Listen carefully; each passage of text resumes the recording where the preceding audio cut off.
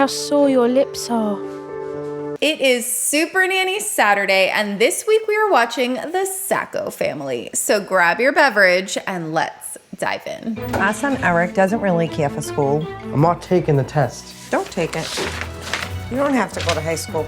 All right, I won't go to high school. Mickey! Luke and Lily usually have their pacifiers in their mouth maybe 6 hours during the day. It's a nightmare when I come home from work.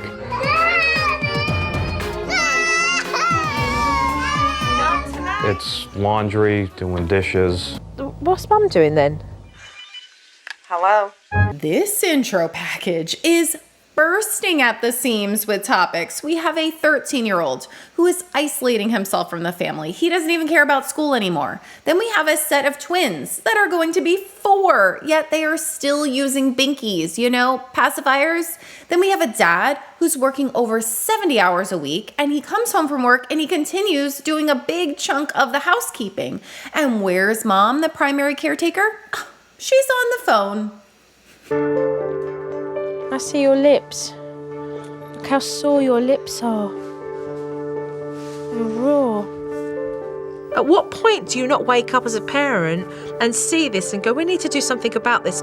It's convenient for them to keep the binkies in their mouth and use the binkies as a tool when they misbehave, but actually they're not seeing the damage that it's causing here. The crusty little lip on this child is evidence of what I'd like to call a comfort trap. Whether it is a binky, a lovey, a stuffy, even a screen, all of these items, they do provide comfort. But when these items become the sole way to comfort your child and they need the binky, they need that lovey, they need that stuffy, they need a screen when they're throwing a tantrum, then you might be falling into a comfort trap. Let's go down that road for a minute. So you're tucking in your little 18-month-old into her bed, and then she's frantically looking for her ducky. Where's Ducky? I need Ducky. She's crying, Mommy Ducky, I need the Ducky. And in that moment, you're gonna remember this video and you're gonna go, uh-oh, we're about to fall into the comfort trap. It's okay that my child wants a stuffy to fall asleep with, but if they can't fall asleep without the stuffy, now it might be a comfort trap. And I don't want to be the person who's searching every store locally for the ducky because, you know, it got lost at some place. And next thing you know, they don't sell it at the stores and you're looking at it online. Where am I going to find this ducky again? I don't want to be that person. And I don't want my child to be dependent on a stuffed duck. I want to diversify their comfort items. You are going to look at your child and you are not going to look in the closet for Ducky. You are not going to look under the bed for Ducky. You're not going to go to the car and see if she left Ducky in the car. And you're going to hold space for your child and say, wow, this is hard. You can't find Ducky right now. We have Piggy and we have Llama. We can sleep with Piggy. Oh, I don't want Piggy or Llama. And you're going to get that pushback, which is completely developmentally normal. But your confidence, your child is going to feel because you're not frantically looking for Ducky. You just go, yeah, sometimes we can't find something and we can use another item.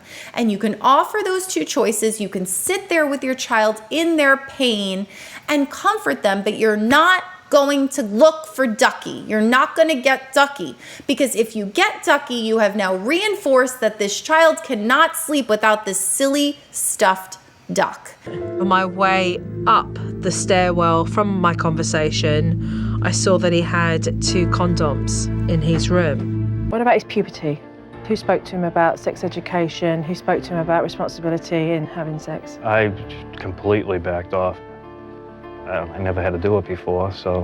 And the twins' bedtime act was about to begin. And yes, Mum and Dad didn't even attempt to put the twins in their beds. We have wrapped up observation day and Joe Frost asked Dad, did you know that your 13-year-old has condoms in his room?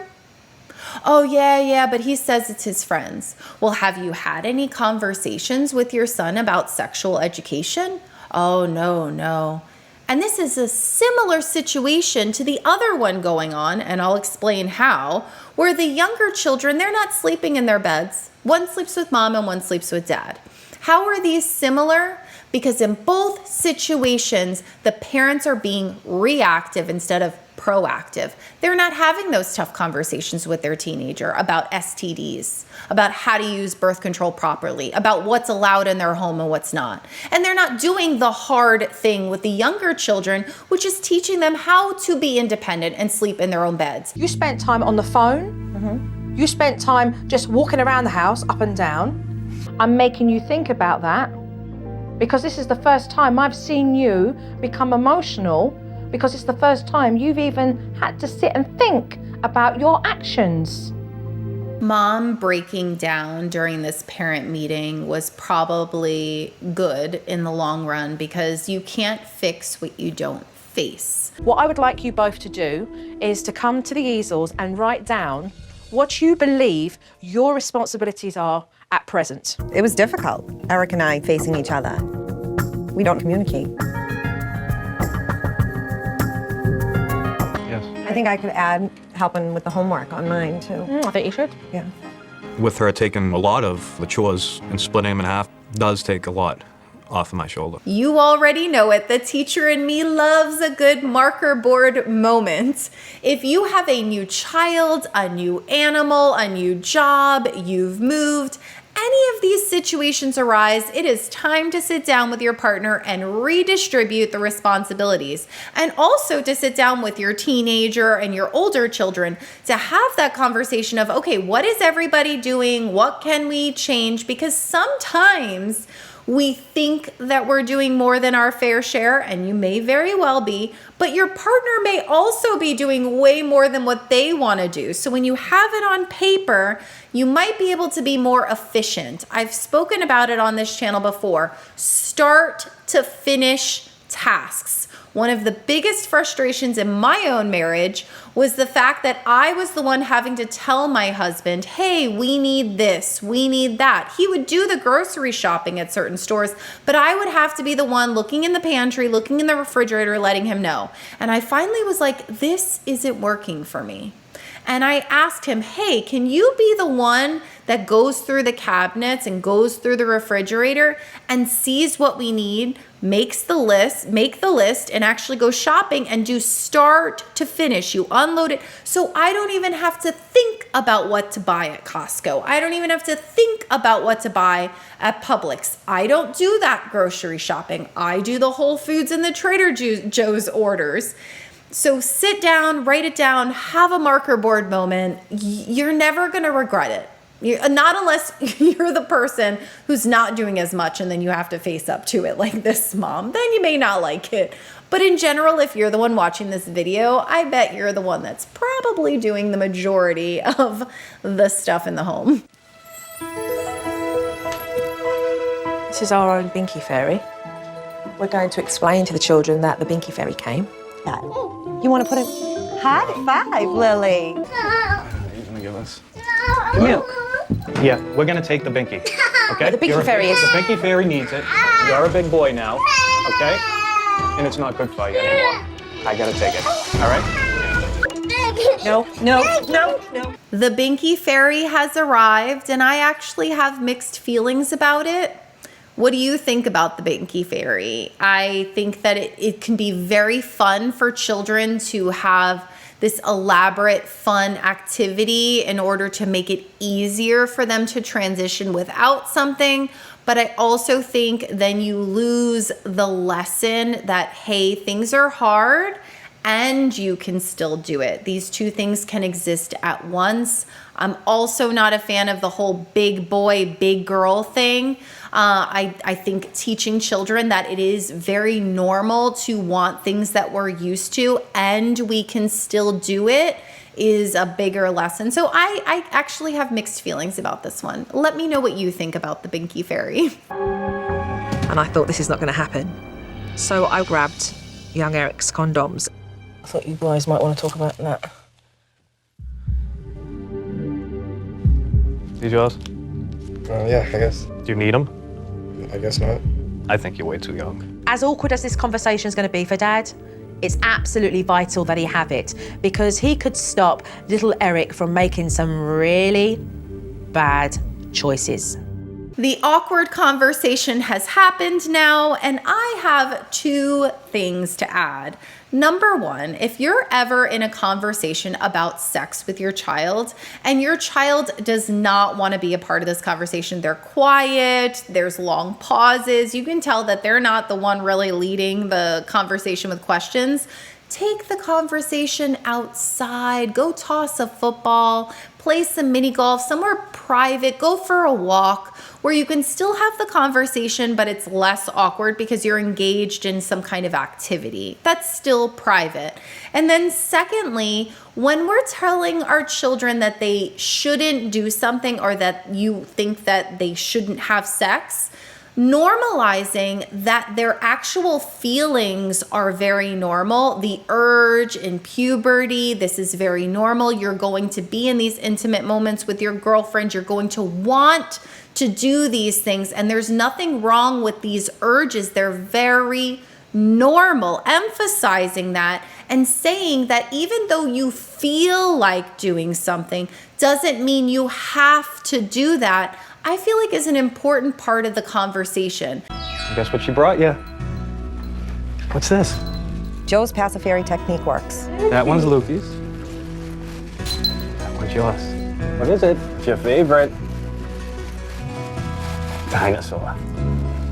Huh? Are you glad you did it now? All right, so the Binky Fairy delivered. The children seem very happy with their toys.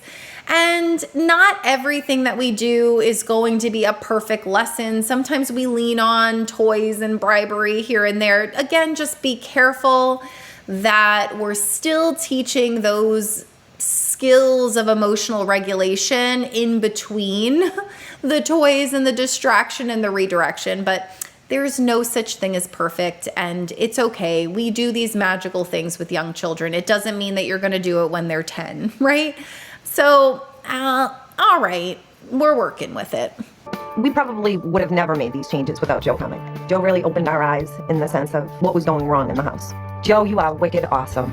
The rest of the episode, Joe Frost does the stay in bed technique. She works more with the teenager on respect, with the parents, what to do with that. If you ever want to see the full episode, I link it in the description. It looks like the mother gave birth to a 5th child named Daniel, and then the younger children, the twins, actually graduated high school. So that goes to show you how old these episodes are.